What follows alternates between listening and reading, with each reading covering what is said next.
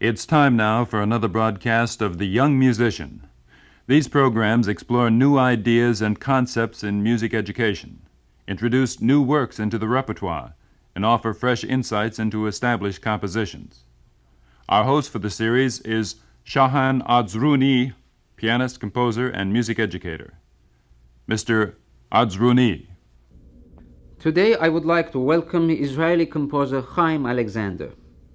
Mr. Alexander is in this country as a visiting professor at New York University. He is on the faculty of Rubin Academy in Jerusalem and also of University of Tel Aviv. Welcome to America, Mr. Alexander. I'm glad to be here. Why don't you tell us about your life? Where were you born and... No, I actually am not born in Israel. Yes. I'm born in Germany, in Berlin. Yes. And I came with a young man of 21. I came to Palestine, then not yet Israel, and as a student for the Palestine Conservatoire and Academy, and studied then with some teachers. Between them, one you probably know, Stefan Volpe. Yes, of course. And was my composition teacher, and some more. And later, I joined the faculty of the Academy, of the Rubin Academy. That time, we changed frequently names, yes. But now we are the Rubin Academy of Music. And I became a composition teacher because it was my main interest. I played the piano as well. But did you study in Germany? I studied in Germany, yes. I studied at the Sternchen Conservatorium, and I had to leave because of my Jewish race, because of Hitler. Yes, and I could not enter the Hochschule in Berlin, and so I went to Israel. Did you study composition or piano in Germany? I studied both. Oh, you studied both, I see. Yes. We are in this country mostly familiar with 6 Israeli dances. But you have a lot of other works, I'm sure. You told me that you have a great interest in Jewish folk music. Oh yes, I have. And you are actually writing or transcribing those melodies, or making arrangements rather, of these melodies for piano. Is this something that you... Not, yes, it is, partly it is right. You see, was not my idea. The idea came from the Minister of Culture and from one special Israel fund. Yes. They asked me to decipher at the Hebrew University in Jerusalem as many tunes as possible, as many folklore melodies from different countries, from all sorts of Jews and even not non-Jewish melodies. Then these are not Israeli folklore? No. These pieces are actually influenced by other countries. I mean, the composers who have composed these pieces are not necessarily born in Israel, or as their cultural background, they have something else, don't they? Do you mean the pieces I deciphered at the Hebrew University? No, I'm talking in general about Israeli folk music. Oh, I see. Now, these people come from all parts of the world, mostly from Europe. And they bring with them their heritage. Yes, but... which is their Jewish heritage. But there is something which I should tell you, that after some time these melodies and whoever writes this become something special, something more Israeli in flavor. It is a modal quality, it is another rhythm, perhaps related to the Hebrew language. So it is something which you can't say it has a special flavor of Russian or German or Austrian accent. Can you pinpoint what that specific thing is that makes Jewish? I think the main thing would be the language, because we have the accent in Hebrew is so different. We write different, we speak a different way, so it comes out, whatever you sing, it comes out differently. Of course, any folk melody, I think, is the extension of the text, the vocal utterance. Yes, sure. And therefore, whatever the characteristics of the language is, that has to be projected in the folklore. if But you there will. is even more. There is a very the scale, I would say the range of these songs are in a very limited scale, not going further than a fifth or so. Sometimes even only based on a third or fourth, as small as that. And that reminds me, you can find it in France as well. Of course. But it has a different accent and a small range. And also there's an emphasis on augmented second, isn't there?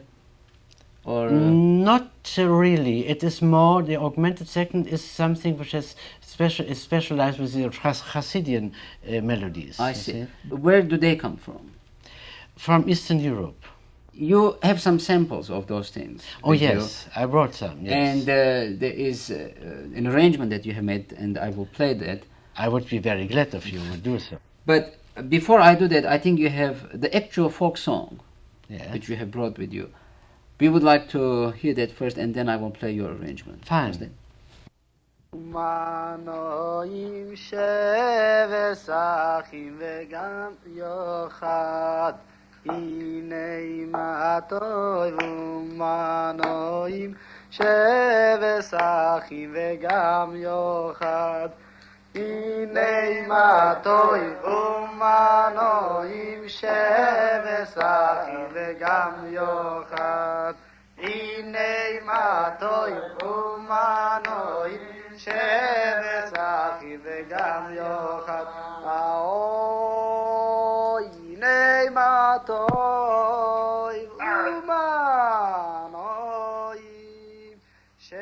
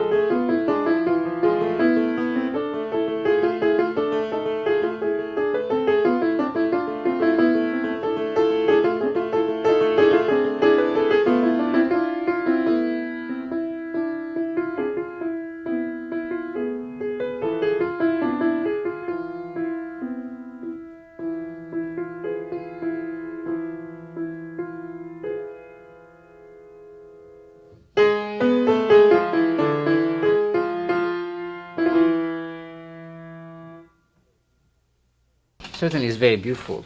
You played it really in a Hasidic way. You know, it should be played more and more in excitement. Yes. And that what I tried to do Yes, in that yes, arrangement. That is actually in the original melody. This is actually, they sit all around the table Yes. and clapping their hands. Oh, that was way. clapping actually. Yes. Oh, I thought that was some sort of a No, percussive yes, instrument. clapping, and then becoming more and more excited, and always going a bit higher and higher in melody, which In intonation, you which I mean? did not do here because I intended that to be a children piece that I found it is too difficult. Yes. But I decided to make the accerando, to make it more in Give the impression. Yeah, to give the impression. You have compositions that are not necessarily based on Jewish folk music. Oh, also. sure, yes. And I think we should sample some of that also. Can you tell us about that a little bit? All right, I decided some years ago to write some pieces for youngsters, for children who really should have some music which is not related to major or minor scale and to the most hackneyed chords. I mean, there is a lot of other music done, but maybe in Israel they mostly write, and even when I write music, I write mostly complicated things. Yes. So I decided, why shouldn't I write some children's pieces? And so I wrote some pieces on for children which are based on scales or on devices, on technical devices, different from the devices we know, at least in Israel. Such as what? What kind of Such as devices? mode of Messiaen. What is that? This is Messiaen has written years ago has an essay on his modes, which there are 6 such modes. Yes. From Messiaen, and the first mode starts with scale based on major the whole tone scale, Yes. which everybody would say is a Debussy scale. Yes. But anyway, he uses this as well as his first mode.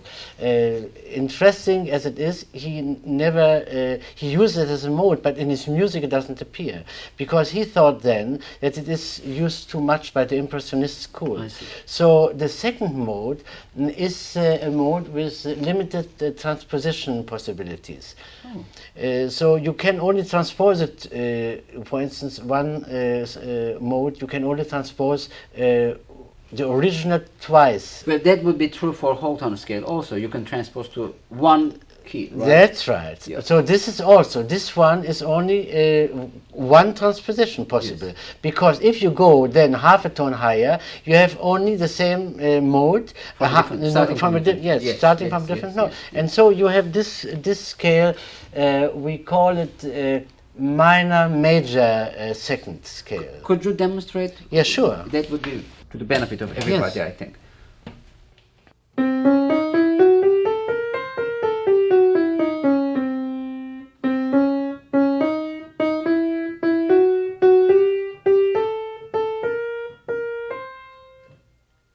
I can see that there are alternating half steps with whole steps, right? Yes. Is that the basis of the... We can say this is absolutely mathematical equal, because it is always half step, full step, whole step, half step, whole I step. see, I see. And you have used this particular scale in some of your In compositions? some of my children's composition, Yes. and I think it came out quite natural way. If you get used to it, Yes. it Oh, can yeah, work. yeah, yeah. You have the lullaby and toccata, Yes, sure. and Yeah. that is based on this particular scale that you just played for us. Yes.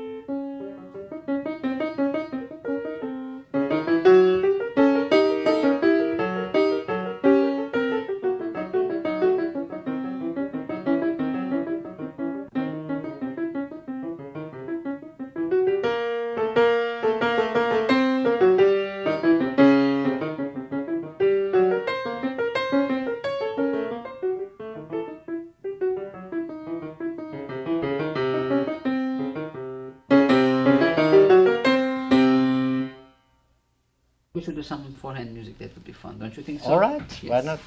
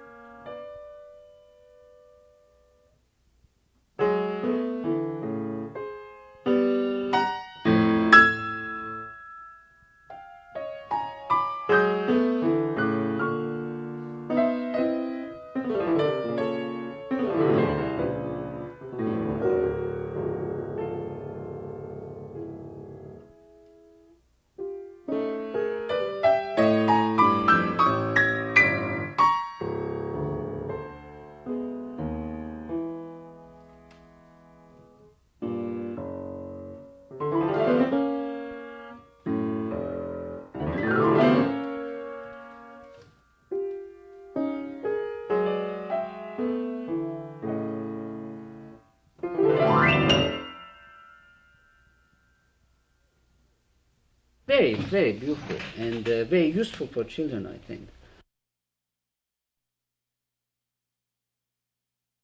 The first one was called Swing for Two. Swing for two, yes, because it has two.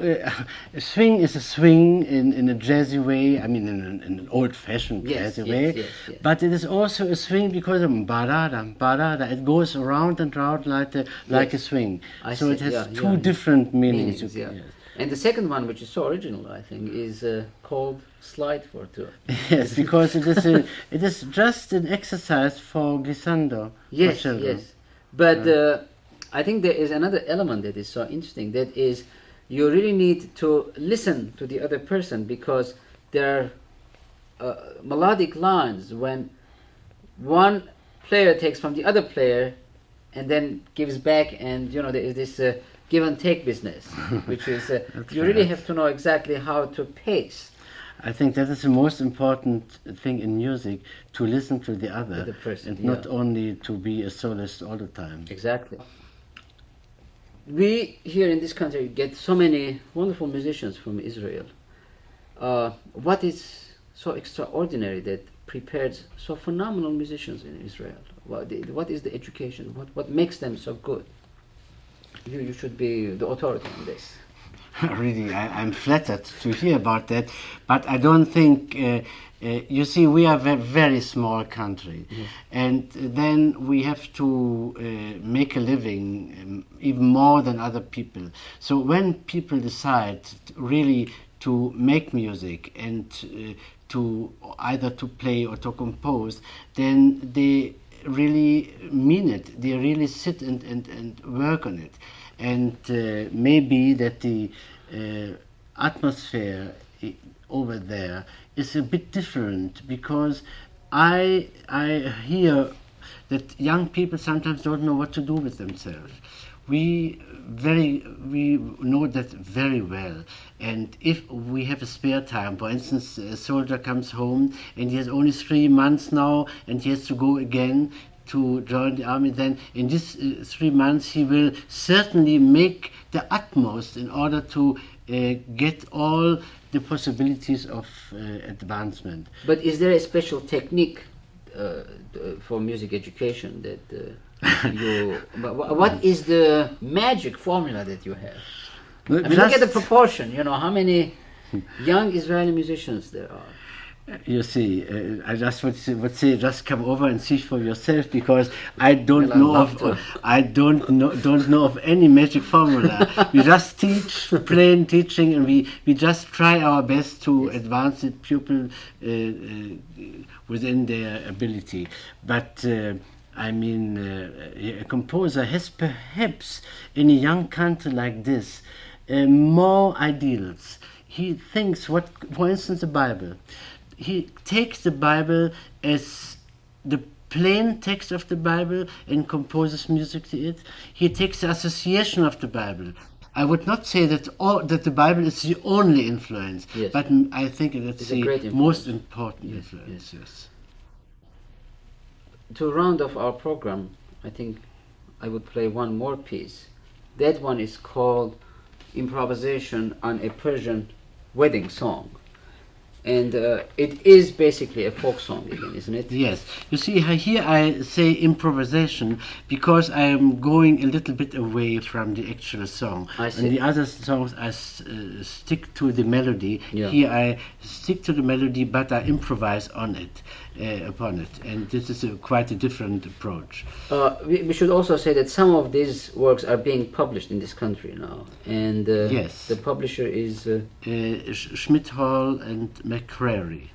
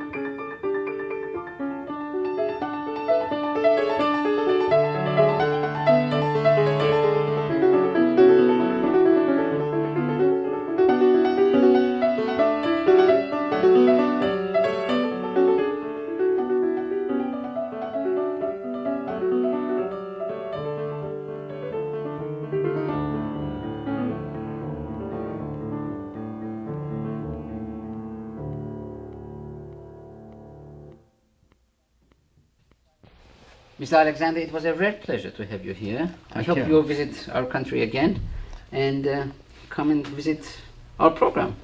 This is Shahan Arjuni. So long. Thank you, Mr. Arjuni. We welcome your comments on this program and suggestions for future broadcasts. Write to The Young Musician, WNYC FM, New York, New York, 10007. And be with us next Saturday morning at 11:30 for another broadcast of The Young Musician.